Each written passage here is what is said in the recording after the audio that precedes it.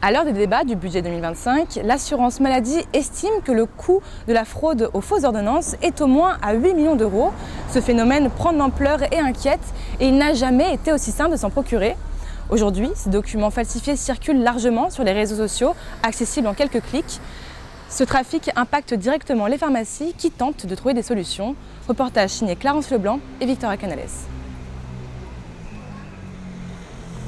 Du Xanax, tu veux toujours, c'est ça ?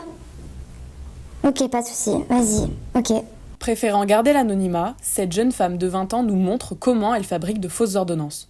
Pour elle, rien de plus facile, à condition de maîtriser les outils informatiques pour les rendre crédibles. J'utilise du coup des anciennes ordonnances que je modifie en fait. Je vais venir modifier le prénom et la prescription juste en dessous et voilà. Depuis 2 ans, cette étudiante crée des documents falsifiés réservés à un cercle privé.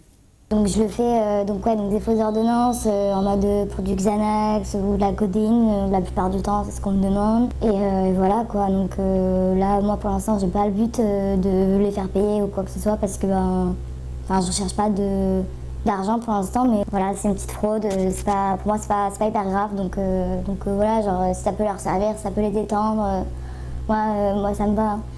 Mais pour d'autres, ce trafic rime avec profit. Comme ici sur Snapchat, fausses ordonnances, Xanax, codéine et tramadol. Ou encore sur Instagram, où il se met en scène pour vendre ses services. Nous avons fait le test avec un trafiquant trouvé sur les réseaux sociaux, et après quelques messages échangés... Mais en gros, tu utilises une ordonnance d'un vrai médecin, ça se passe comment ? Je prends une ordonnance et je change tout et au millimètre. C'est pour la ligne, donc ça passe crème ce que je vais te faire. En vrai, j'ai un peu peur que ça passe pas avec la pharmacienne. Ça marche d'habitude ? T'en fais beaucoup ? En fait, c'est question de zen ou pas. Si tu y vas et que tu commences à stresser, il y aura un soupçon.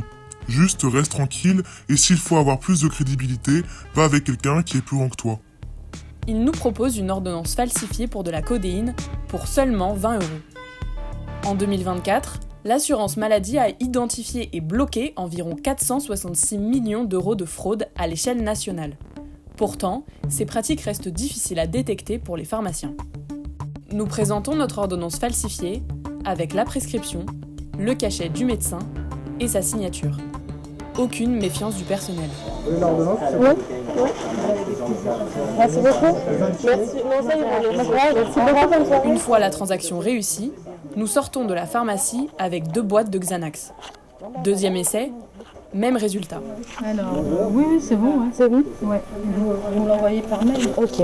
L'assurance maladie estime son préjudice à 8,5 millions d'euros pour 2022, soit le double de l'année précédente. De plus en plus de médicaments sont concernés par ces fraudes. Elles visent principalement des médicaments comme la codéine, le Xanax ou encore le tramadol. À Villiers-sur-Marne, un pharmacien nous explique comment il a su déceler notre fausse ordonnance à côté d'une vraie. Là en fait, déjà,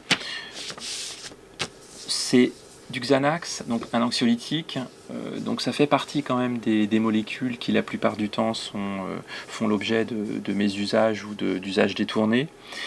Et d'autre part,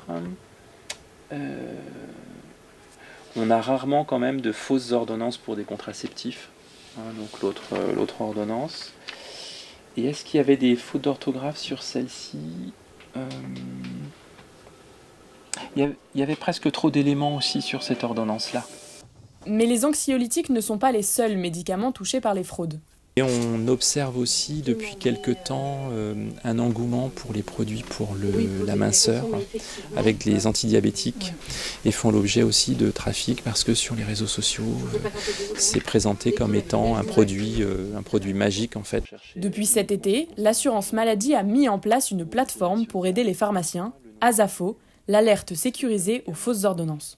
Le pharmacien peut aller consulter s'il y a déjà eu une déclaration qui a été faite, donc soit les ordonnances, soit le nom du médecin, le nom du patient, ou le pharmacien peut lui-même faire une déclaration en fait quand il a été confronté à une fausse ordonnance. En 2025, la mise en place de la prescription électronique va révolutionner le travail des pharmaciens, améliorant ainsi la sécurité et réduisant les tentatives de fraude.